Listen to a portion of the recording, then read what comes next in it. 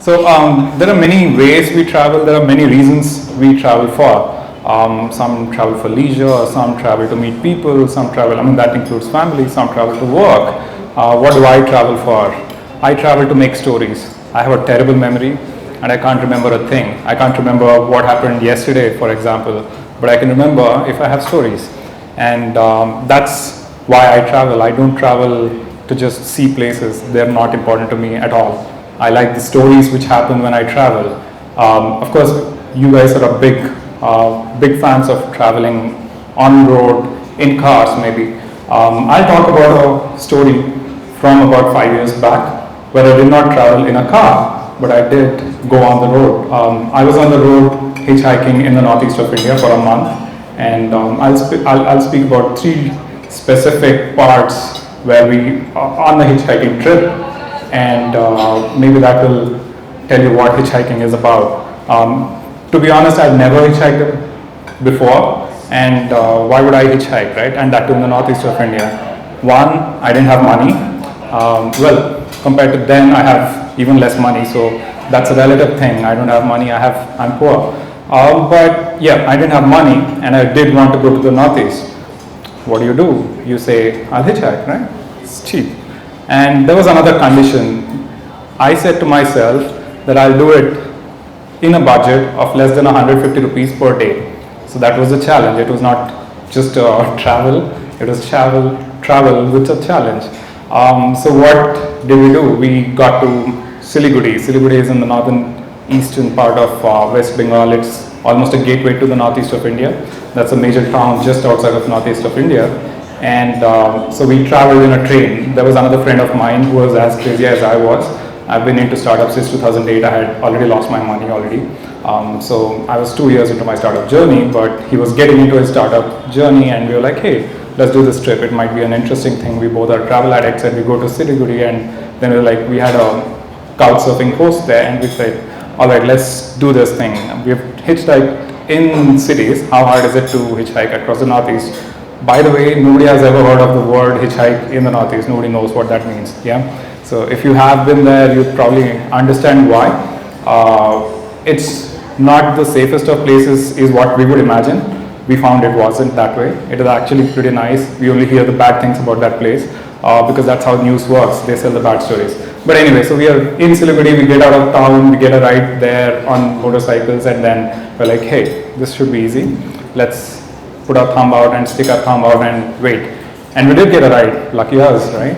So we get into this trucks, mainstay of hitchhiking. There is no way you can travel without getting into trucks. Car people do not give rides, by the way. I don't give rides either. I don't drive a car. Anyway, I can't because I ride a cycle. But anyway, so get into this rice truck, and here we are in the middle of nowhere, and this guy is a very nice chap. He's taking rice from the plains into the hills. He's going to Darjeeling. And we have a nice conversation and everything. He says he's not going all the way to, our plan was to get to Guwahati, but he drops us somewhere in the middle of the night because he's not going where we want to. And he said, oh, this is all I can drop you. This is where I can drop you. And then we're like, okay, this is the middle of the night. He's dropped us at a dhaba. Get into the dhaba, and everybody's looking suspiciously at us.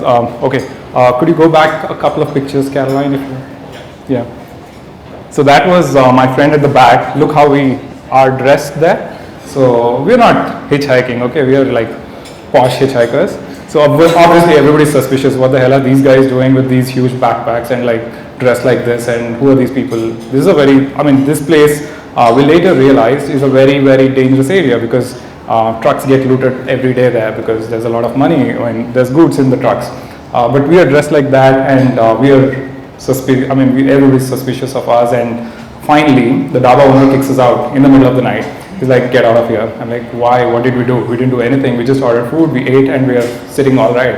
And that's that. He's like, get out or else. All right, okay, fine. What can we do, right? We have these two backpacks, and we're like walking, well, not merrily. We were really tired, and we were not really happy about doing that. But we had to get to the next dhaba. That was a couple of kilometers, and then we realized, everybody's like, hey, you really walked there? And you're like, yes, we did. All right, good stuff. Good story to tell your kids maybe when you have them. But That was one story. That was just in the middle of the night. You're walking in the middle of a jungle where there are robbers, where there are people who do loot people. We didn't realize that. That is good. Ignorance is sometimes bliss, and we did get through that night without any problem. We get to Guwahati. There's a bun next day, and we're like, okay, so now we can't actually look around. We can't do anything in the city, and we're going to spend money on a hotel because our couch surfing host had to leave to Nagaland suddenly. So now that is seriously hurting our budget. It's 150 rupees a night. You can't really afford a hotel which is costing 600 rupees a night. So we're like, okay, let's get out of the city. So what do we do? And we are like really prepared to hitchhike this time because we are like, we cannot spend any more money. Otherwise, we are totally out of our budget. And so we get out of the city. Again, best way to hitchhike, get out of the city, get on the highway, which is going into the direction where you are headed, and hitch a ride. That's the simple way to do it. Not easy, but yes, you need a lot of patience. So we had to have patience because we had already spent more than what we were planning to earlier the previous night. And so we wait, and we wait, and we wait.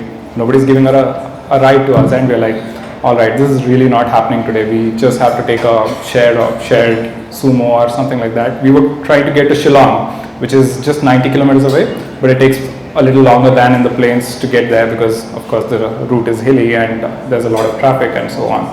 But finally we did get a ride. And who is this person? He's like, okay, I'll give you a ride. This is Sardarji, his name was Ajit Singh, and he did give us a ride, but there was a condition. He said, I'll not give it to you for free. But we said, okay, fine, how much do we have to pay you? He said 30 rupees per person. We're like, okay, fine, even that is better than the shared thing which was costing 100 rupees. Let's get into the truck. And we are in the truck, and then he's got this on army duty label on the truck because that helps you get past stop or checkpoints quickly. Although he wasn't really on army duty, by the way. So that was fun. He was a fun guy. He was so kind. He actually stopped after a couple of minutes and got us refreshments which cost more than what we paid him. And he's like, I can't take money from you. I'm like, okay, all right. But then he explains it in a different way. He says, this is my langar. So Punjabis or Sardars actually have a langar system. But anyway, so that was another interesting chap. But what is the point of hitchhiking? What did we get out of it? It was stories. Like I said, I travel to make stories, not to really see places. Places are just places. It's more about the people you meet and the people you actually talk to. That is a lot more interesting than just places perhaps. And that's my story for that ride and trip. But it's all written on the website. We were actually blogging along the way for a month. You can always check that out. But if you have any questions, I'm here for questions if you have any. Do you have any questions? Louder. No, but we did. Okay, there was a question. He asked me if I wrote a book. No, but we did have a live blog. We were blogging on hitchhikingindia.com for a month continuously. But we do have every aspect of it covered, including how much money we spent. So finally, okay, yeah. Nobody asked this before you asked me. Do you write on any site that how many money you have spent on your trip or in the trip? On the trip, yes, it is on the website. Yes, hitchhikingindia.com. Hitchhikingindia.com. Yeah. But yeah, we did not really meet the goal of 150 rupees. It was at the end it was 221 rupees per day per person, which still is not too bad, I think. Yeah, thank you. You had some?